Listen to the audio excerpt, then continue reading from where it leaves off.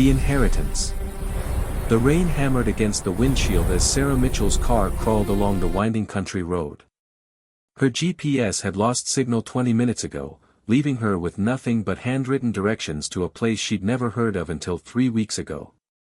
In approximately 200 meters, you have reached your destination, her phone had announced cheerfully before dying completely. That was 15 minutes and 3 wrong turns ago. Sarah gripped the steering wheel tighter, her knuckles white. She was a corporate lawyer from Chicago, not some adventurer traipsing through the English countryside. But the letter had been clear, she was the sole beneficiary of the estate of Margaret Blackthorne, a distant great-aunt she'd never met. The inheritance included Blackthorne Manor and all associated properties and possessions therein. The lawyer handling the estate, a Mr. Edmund Price, had been frustratingly vague during their phone calls. "It's best if you see it yourself, Miss Mitchell," he'd said in his crisp British accent. "Some things are better experienced than explained." Through the sheets of rain, Sarah finally spotted the iron gates. They stood at least 12 feet tall, wrought in elaborate patterns of thorns and roses. A brass plaque, green with age, read, "Blackthorne Manor, EST 1847. The gates were open, hanging slightly askew on their hinges. Sarah eased her rental car through, tires crunching on the gravel drive. The driveway curved through overgrown gardens, ancient oaks forming a canopy overhead.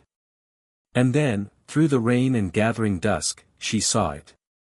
Blackthorne Manor loomed before her like something from a Gothic novel. 3 stories of grey stone, with towers at each corner and windows that seemed to watch her approach. Ivy crawled up the walls, and several of the upper windows were dark, their glass broken or missing entirely. It was magnificent and terrifying in equal measure.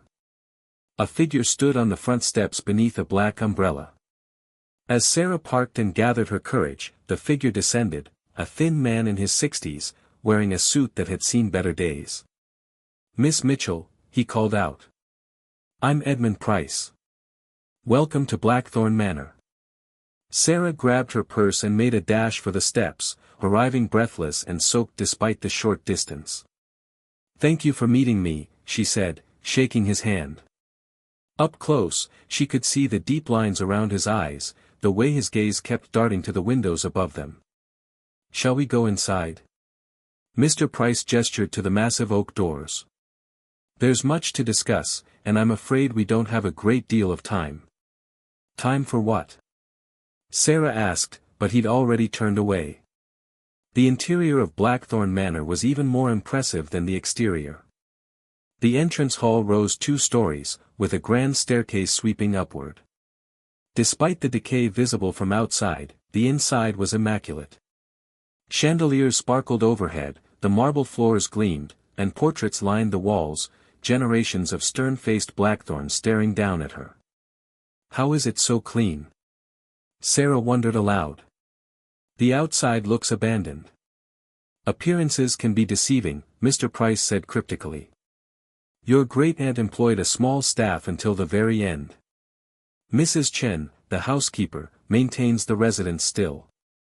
You'll meet her shortly." He led Sarah through a maze of corridors to a library that would have made any bibliophile weep with joy. Floor-to-ceiling shelves held thousands of books, and a fire crackled in an enormous stone fireplace. 2 leather chairs sat before the fire, and Mr. Price gestured for Sarah to sit. "I suppose you're wondering why you're here," he began, pulling a folder from his briefcase. "The thought had crossed my mind," Sarah replied. "I didn't even know I had a great-aunt Margaret until your letter arrived." "That's because she was very careful about maintaining her privacy." Mr. Price opened the folder, revealing old photographs and documents. Margaret Blackthorne was an extraordinary woman. A historian, an archaeologist, and a collector of rare antiquities. She traveled the world extensively in her youth, acquiring items of significant historical and other value. "Other value?" Sarah leaned forward. Mr. Price hesitated, choosing his words carefully. "Miss Mitchell, what I'm about to tell you will sound absurd. But I need you to listen with an open mind. Your inheritance of this estate comes with certain responsibilities. Responsibilities your great-aunt took very seriously. Before he could continue, the library door swung open. A small Asian woman in her 50s entered, carrying a tea service. But Sarah's attention was drawn to what followed her, a large, sleek black cat with eyes that seemed almost luminescent in the firelight. "Ah, Mrs. Chen," Mr. Price said, relief evident in his voice. "And I see Morpheus has decided to make an appearance." Mrs. Chen set down the tea tray with practiced efficiency. "Miss Mitchell," she said with a slight bow. "Welcome home." "Home?" Sarah echoed. "I've never been here before." The cat, Morpheus, padded across the room and leaped into Sarah's lap with surprising grace. Its weight was warm and somehow comforting as it settled down, purring loudly. "He's chosen you," Mrs. Chen said, her expression unreadable. "That's a good sign. He didn't take to everyone." "I don't understand any of this," Sarah said, unconsciously stroking the cat's soft fur. Mr. Price was about to explain about responsibilities. The lawyer and the housekeeper exchanged a glance. Finally, Mrs. Chen spoke. "Blackthorn Manor is more than just a house, Miss Mitchell. It's a repository. A vault. For over a century and a half, the Blackthorn family has collected and safeguarded items that the world isn't ready to know about. Items that, in the wrong hands, could be dangerous." Sarah felt a laugh bubbling up in her throat. "You're telling me my great-aunt was some kind of supernatural Indiana Jones?" "In a manner of speaking, yes," Mr. Price said seriously. "Margaret Blackthorn devoted her life to finding and protecting artifacts of immense power. Some are magical in nature. Others are simply too dangerous for public knowledge. The manor has 63 rooms, Miss Mitchell. 42 of them contain collections that must be maintained, protected, and in some cases, contained." The cat in Sarah's lap purred louder, and she felt a strange tingling sensation where her hands touched its fur. "This is insane," Sarah said, but even as the words left her mouth, she felt the truth of what they were saying. The way the house seemed to hum with energy. The portraits on the walls whose eyes seemed to follow her. The cat that felt warmer than any normal animal should. "Your great-aunt knew you would be skeptical," Mr. Price continued. "She left you something." "Mrs. Chen." The housekeeper walked to a bookshelf and pulled a specific volume. There was a soft click, and the entire section of shelves swung inward, revealing a hidden room. Sarah's breath caught. The room beyond was small but lined with glass cases, each containing objects that glowed faintly with their own inner light. A silver mirror. A wooden box carved with symbols she'd never seen before. A sword with a blade that seemed to shimmer between solid and ethereal. "The Gallery of Wonders," Mrs. Chen said softly. "Your great-aunt's most prized acquisitions. And the most dangerous." Mr. Price stood, gesturing for Sarah to follow. Morpheus leaped from her lap, and she found herself drawn forward as if by invisible strings. Inside the hidden room, one case stood empty, its glass door slightly ajar. "That's impossible," Mrs. Chen whispered, her face going pale. "The Midnight Compass. It was here yesterday. I checked myself." "What's the Midnight Compass?" Sarah asked, though dread was already pooling in her stomach. "A navigational device created in the 16th century, Mr. Price explained, his voice tight. Legend says it can find anything, or anyone, regardless of where they are in space or time. Your great-aunt acquired it from a private collector in Prague 30 years ago. It's been under lock and key ever since." "Could she have moved it?" Sarah suggested hopefully. Mrs. Chen shook her head. "Miss Margaret passed away 6 weeks ago. Nothing has been moved since then. I've maintained everything exactly as she left it." The three of them stood in silence, staring at the empty case. Finally, Sarah spoke. "So what you're telling me is that I've inherited a manor full of potentially dangerous magical artifacts, and one of the most powerful has just been stolen." "I'm afraid so," Mr. Price said grimly. "And Miss Mitchell, there's something else you should know. The midnight compass doesn't just find things. In certain hands, it can be used to locate the other items in this collection. If someone took it, they know what else is here. And they'll be coming for more. Thunder crashed outside, and somewhere in the depths of the manor, a clock began to chime midnight. Morpheus meowed plaintively, and Sarah felt the weight of her inheritance settle on her shoulders like a physical thing. She'd come here expecting a simple estate settlement, maybe a historical house she could sell to cover her student loans. Instead, she'd walked into a mystery that threatened everything she thought she knew about the world. "All right," Sarah said, squaring her shoulders. "Tell me everything. If I'm responsible for protecting this place, I need to know what I'm up against." Mr. Price smiled for the first time since she'd arrived. "Your great-aunt said you would say that. She knew you had the Blackthorn spirit, even if you'd never met. Come, let's return to the library. We have a long night ahead of us, and there's much you need to learn." As they filed out of the hidden room, Sarah took one last look at the empty case. Somewhere out there, someone had the midnight compass. And if what Mr. Price and Mrs. Chen said was true, that person would be coming to Blackthorn Manor very soon. She just hoped she'd be ready when they did. Secrets in the shadows. The grandfather clock in the library struck 1 in the morning, its deep chimes echoing through the vast halls of Blackthorn Manor. Sarah sat in a leather chair, her third cup of tea growing cold as Mr. Price laid out document after document on the mahogany table between them. "Your great-aunt began her collection in 1962, he explained, spreading out a map marked with dozens of red pins across every continent. After completing her doctorate in ancient history at Oxford, she joined an archaeological expedition in Egypt. That's where she found her first artifact, the amulet of Anubis." Sarah leaned forward, studying a photograph of a golden amulet shaped like a jackal's head. Even in the faded picture, it seemed to gleam with an unnatural light. "What does it do?" she asked, then immediately felt foolish. A week ago, she would have laughed at such a question. "It grants the wearer the ability to see the recently deceased," Mrs. Chen said quietly from her position by the fireplace. "Your great-aunt used it only once, to speak with her mentor who had died during that expedition. He told her where to find 3 other artifacts that had been lost for centuries. After that, she understood her calling."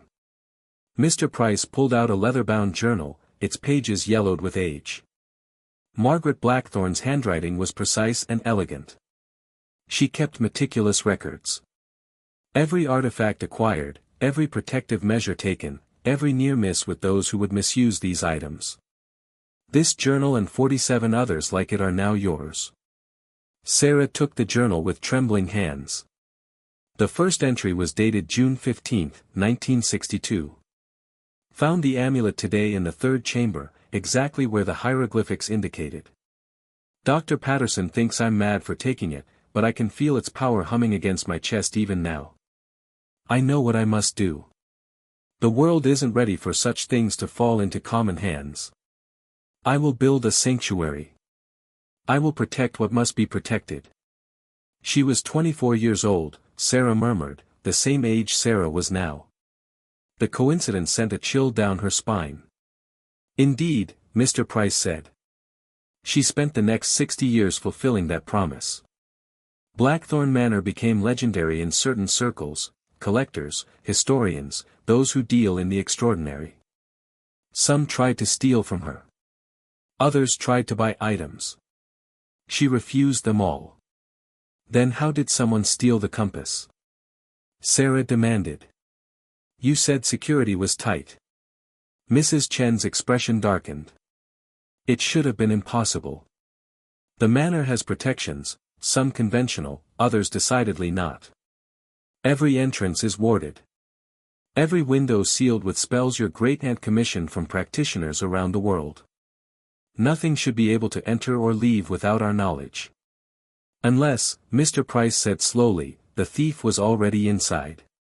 The words hung in the air like a physical presence. Morpheus, who had been sleeping on the back of Sarah's chair, suddenly raised his head and hissed toward the doorway. "There are only 3 of us here," Sarah said, her heart beginning to race. And I just arrived, so. A crash echoed from somewhere deep in the manor. All three of them froze. The East Wing, Mrs. Chen whispered. The restricted collection. Mr. Price was already on his feet, pulling something from his briefcase, a silver-handled walking stick that Sarah now realized was actually a sword cane. Stay here, Miss Mitchell. Absolutely not, Sarah said, surprising herself with her own firmness. This is my house now. If someone's breaking in, I'm going to face them. Mrs. Chen nodded approvingly and reached into a cabinet, pulling out what looked like an ornate letter opener. Then take this. It's bronze, blessed by 3 different faiths. Works on most things that go bump in the night. Sarah accepted the weapon with shaking hands. Most things. We should hurry, Mr. Price said tersely. They moved through the darkened corridors, Mrs. Chen leading the way with the confidence of someone who knew every inch of the manor. Morpheus padded silently beside Sarah, his green eyes reflecting the dim emergency lighting. The east wing was colder than the rest of the house. Sarah could see her breath misting in the air. The hallway was lined with doors, each bearing a brass plaque with a number and date. Each room contains artifacts from a specific acquisition, Mrs. Chen explained in a whisper. Organized chronologically. Another crash, closer now. It came from a door marked Room 23, Prague, 1994. That's where the compass was stored, Mr. Price said grimly. He raised his sword cane. On 3. 1, 2. He kicked the door open. The room beyond was in chaos.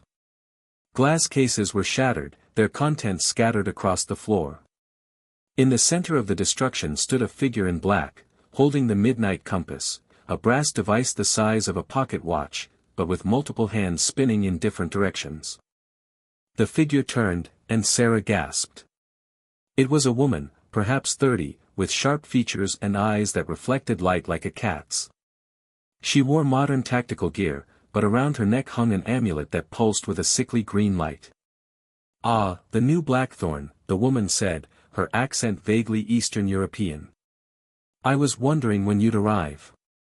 I'm Katerina Volkov. And before you ask, no, I'm not supposed to be here. Put down the compass, Mr. Price commanded, his sword pointed at her chest. Katerina laughed. This?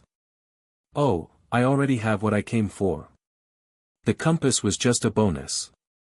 Tell me, new little Blackthorn, did your aunt ever mention the Obsidian Codex? Sarah's mind raced through everything she'd read in the journal. Never heard of it. Liar. Katerina's pleasant facade cracked. She found it. I know she did.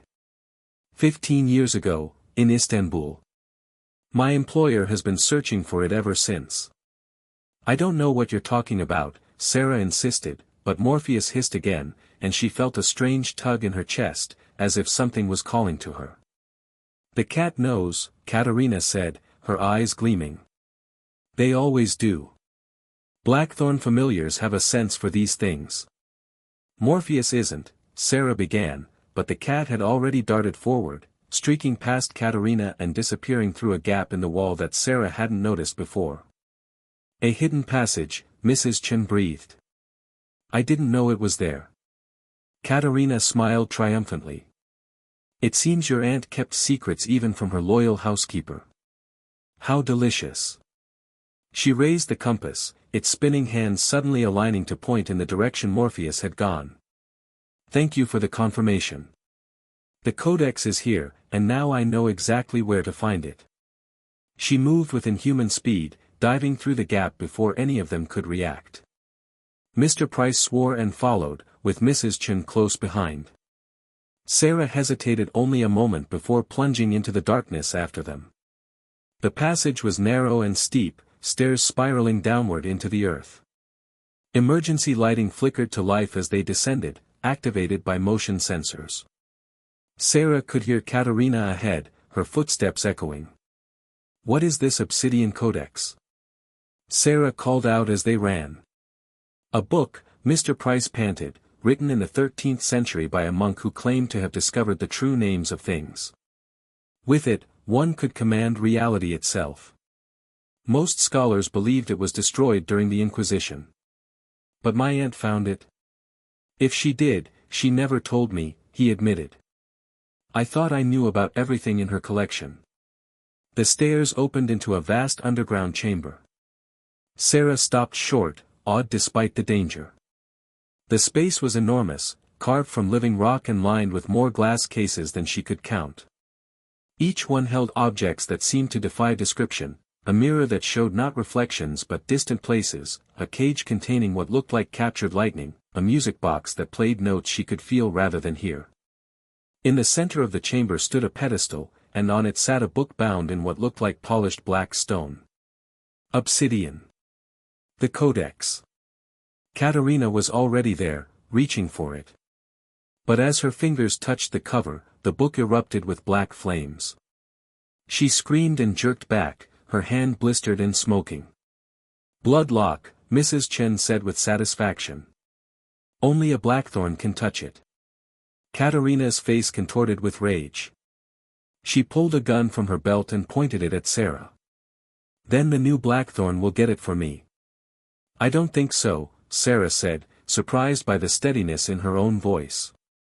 The bronze letter opener felt warm in her hand, almost alive. You'll die for a book you didn't even know existed an hour ago. Katerina sneered. No, Sarah replied, but I'll fight for the responsibility I've inherited. My great-aunt spent 60 years protecting these items. I won't let her down in my first day. Something shifted in the air. The cases around them began to hum, their contents glowing brighter. Morpheus appeared from the shadows, positioning himself between Sarah and Katerina, his fur standing on end and crackling with what looked like static electricity. The manor recognizes its heir, Mr. Price whispered in awe. It's accepting you. Sarah felt it too, a connection forming between her and the vast collection around her. She could sense each artifact, feel its purpose and power. The codex on its pedestal called to her strongest of all. Last chance, Katerina growled, cocking the gun. Sarah moved on instinct. She grabbed the obsidian codex with her free hand. Instead of burning her as it had Katerina, the book felt cool and right. Knowledge flooded into her mind, words and languages she'd never learned but somehow understood. She spoke one of those words. The effect was instantaneous. The air between her and Katerina solidified, becoming a wall of force that sent the intruder flying backward. The gun discharged harmlessly into the ceiling, and Katerina crashed into a display case. Impossible, she gasped, struggling to her feet. You just inherited. You shouldn't be able to. She's a blackthorn, Mrs. Chen said proudly. It's in her blood. But Katerina wasn't finished. She raised the midnight compass and spoke her own word of power, one that made Sarah's bones ache with wrongness. The air ripped open beside Katerina, revealing a swirling portal of darkness. This isn't over, Katerina snarled. My employer doesn't give up. We'll be back, and next time, I'll bring an army. She stepped backward into the portal, which snapped shut behind her like a closing eye. Silence fell over the chamber. Sarah stood holding the codex, her heart pounding, unable to fully process what had just happened. Is everyone all right? Mr. Price asked, checking himself for injuries. Fine, Mrs. Chen confirmed. Though we have bigger problems. She took the compass. With it, she can find this place again, bring others. Sarah looked down at the book in her hands. Its obsidian cover was smooth and cold now, dormant. Then we need to be ready.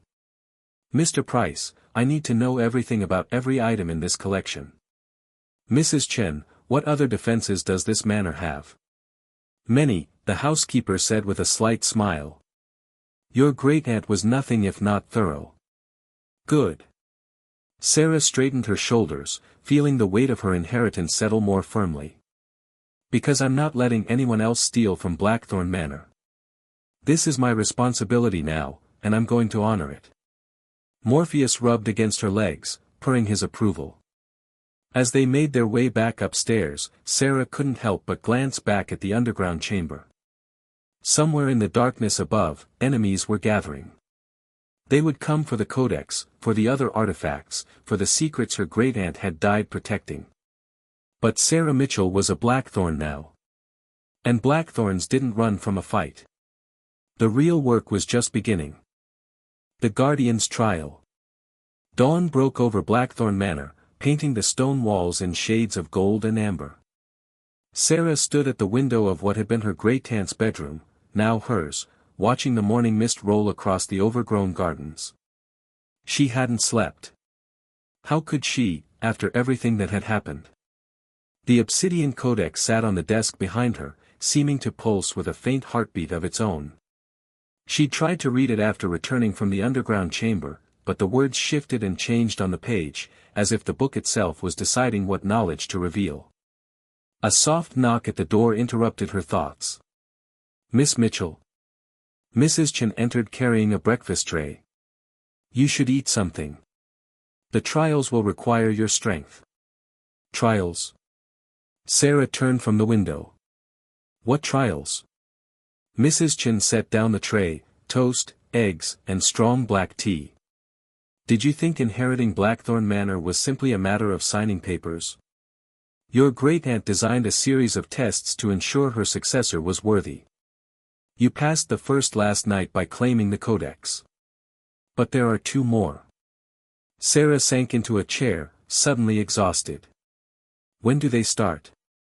"They already have." Mrs. Chen gestured to the tea. "Drink. You'll need clarity for what comes next." The tea was bitter but invigorating. Sarah felt her fatigue lift, her mind sharpening. "Where's Mr. Price?" "Returning to London. His part is finished, he delivered you here safely and witnessed your acceptance by the manor. The rest is between you, me, and the house itself." Mrs. Chen moved to the desk, her fingers tracing the codex's obsidian cover. "Your great-aunt left you a letter. The book will reveal it when you're ready." "And how do I know when I'm ready?" "You ask the right question." Mrs. Chen smiled. "Place your hand on the cover and think of Margaret Blackthorn. Not as a stranger, but as family. Blood calls to blood." Sarah approached the desk hesitantly. The codex seemed larger up close, more imposing. She placed her palm flat against its surface and thought of the woman she'd never met, the young archaeologist who devoted her life to protecting the world from forces it didn't understand. The book warmed beneath her hand. Its pages flipped open on their own, stopping at one near the middle. The text rearranged itself, forming words in English. "My dear Sarah. If you're reading this, I am gone, and you have proven yourself worthy of the first trial. I wish we could have met. I watched you from afar, your graduation, your first case won, the good person you became despite never knowing your family's legacy. I chose you not because you were the last Blackthorn, but because you were the right one. The manor will test you twice more. The second trial will challenge your mind. The third will challenge your heart. Pass them both, and Blackthorn Manor will be yours in truth, bound to you as it was to me. Fail, and the collection will be scattered, the protections will fail, and everything I built will fall into chaos. Trust Mrs. Chen. Trust Morpheus. Most importantly, trust yourself. You have more strength than you know. With love across time. Margaret Blackthorn." Sarah's eyes stung with unexpected tears. She wiped them away quickly. "What's the second trial?" "Come with me," Mrs. Chen said. "And bring the codex." They descended into the depths of the manor, past the underground chamber with its countless artifacts, down a spiral staircase Sarah hadn't noticed before. The air grew colder with each step, and the walls began to shimmer with what looked like veins of silver running through the stone. "Mercury deposits," Mrs. Chen explained. "Your great-aunt chose this location specifically. Mercury is a bridge between worlds, solid and liquid, metal and poison, protection and danger. They emerged into a circular room carved entirely from raw mercury ore. The walls rippled with liquid silver light. In the center stood a stone table, and on it lay three objects, a key, a mirror, and a knife. "The trial of wisdom," Mrs. Chen announced. "You must choose one object and use it to solve the riddle the manor will present. Choose correctly, and you pass. Choose incorrectly." She trailed off ominously. "What happens if I choose incorrectly?" "The manor's defenses will activate. You'll be expelled and stripped of your inheritance. The Blackthorn line ends." "No pressure then," Sarah muttered. She set the codex down on the table and examined the three objects. The key was iron, ancient and ornate. The mirror was hand-sized, its frame carved with symbols she recognized from her brief time with the codex. The knife had a black blade that seemed to absorb light. Before she could decide, the walls began to move. The liquid silver coalesced into images, scenes playing out like a film. She saw her great-aunt Margaret, young and vibrant, standing in this very room. But she wasn't alone. A man stood with her, handsome and smiling, holding her hand. Sarah saw them laugh together, saw them working side by side cataloging artifacts. She saw love in their eyes. Then the scene changed. The man stood in the underground chamber, reaching for an artifact, a crown of twisted gold. Margaret was running toward him, screaming, "No!" But she was too late. The moment he touched the crown, his expression changed. The love in his eyes turned to hunger, to madness. Sarah watched in horror as the man she now understood was Margaret's partner, perhaps her husband, transformed into something twisted by the crown's power. Margaret fought him, tears streaming down her face, until finally she managed to trap him in one of the reinforced containment cases. The image froze on Margaret's face, decades younger but marked by a grief Sarah recognized. It was the same expression she'd seen in the portrait in the entrance hall, a sorrow that never quite healed. The walls rippled again, and words formed in the liquid silver. "Three paths lie before you. The key opens what is locked. The mirror reveals what is hidden. The knife cuts what binds. Choose wisely, for the manor's greatest secret awaits." What became of the man who fell to darkness? Is he gone? Is he trapped? Is he waiting? Use your choice to discover the truth. Sarah's mind raced.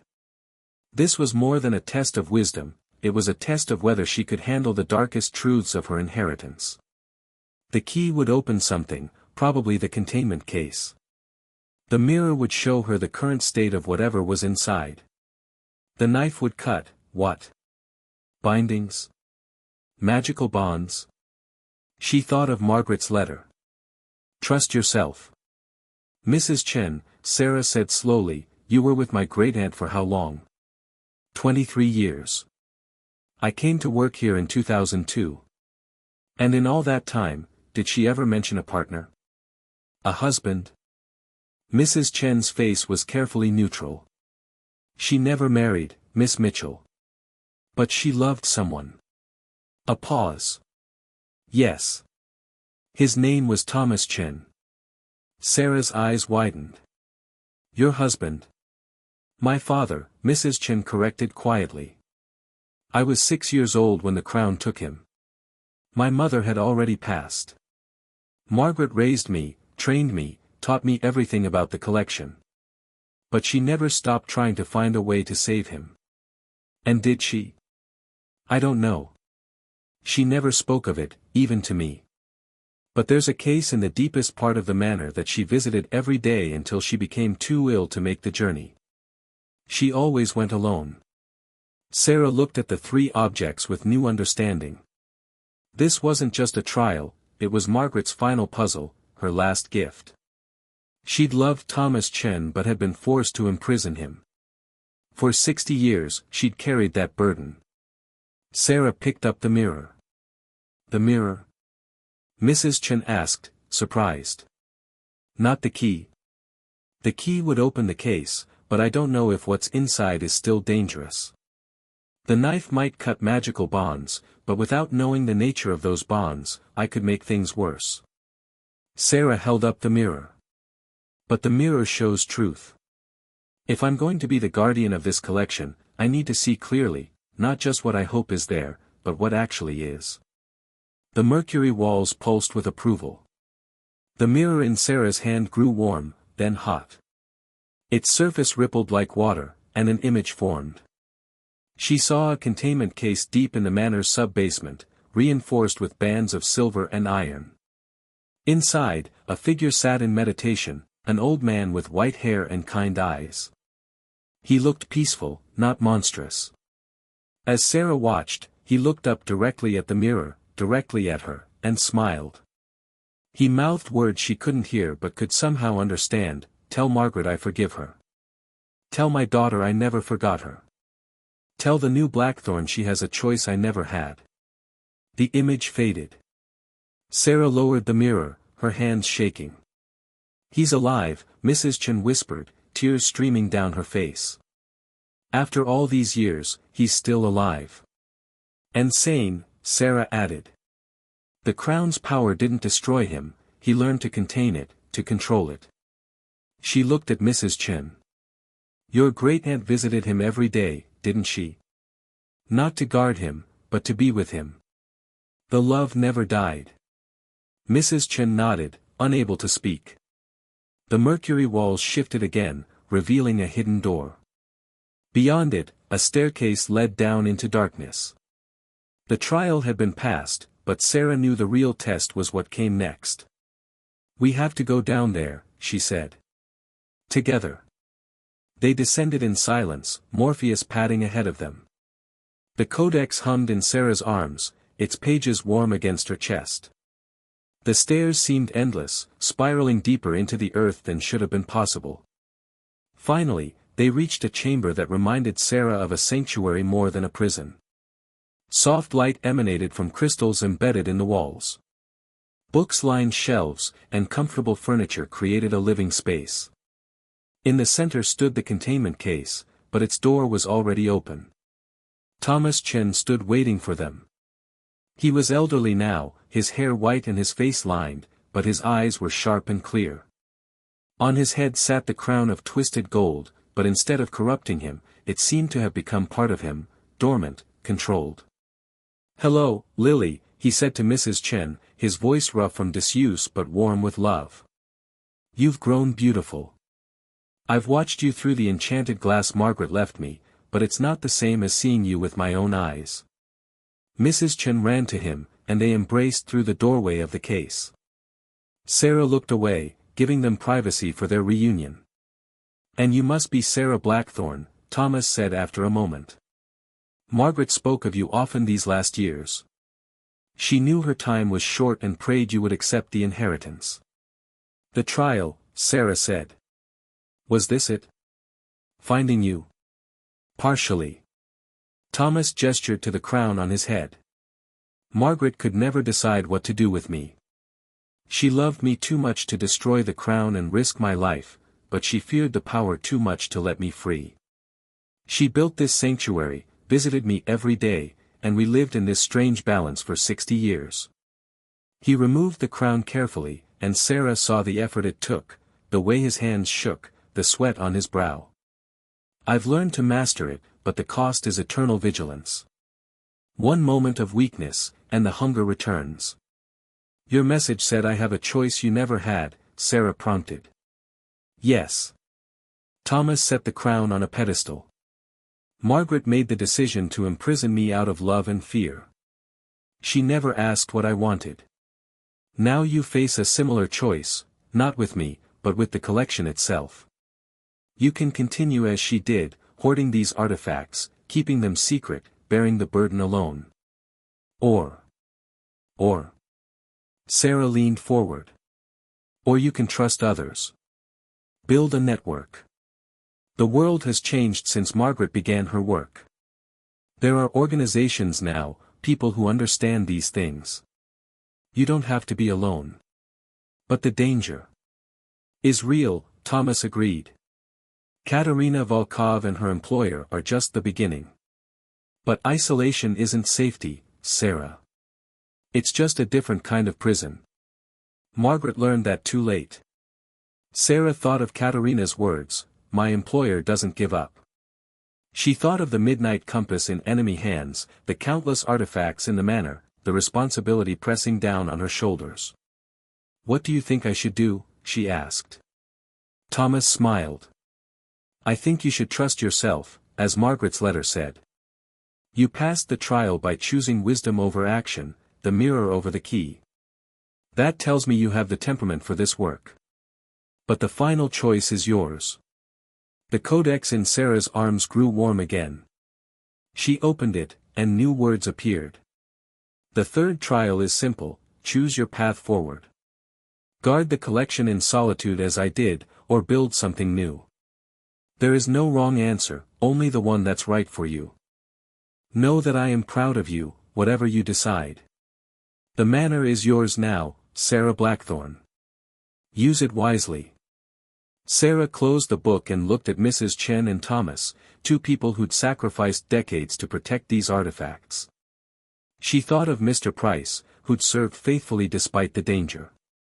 She thought of her great-aunt, who'd loved and lost and carried on. "I choose connection," Sarah said finally. "Not isolation.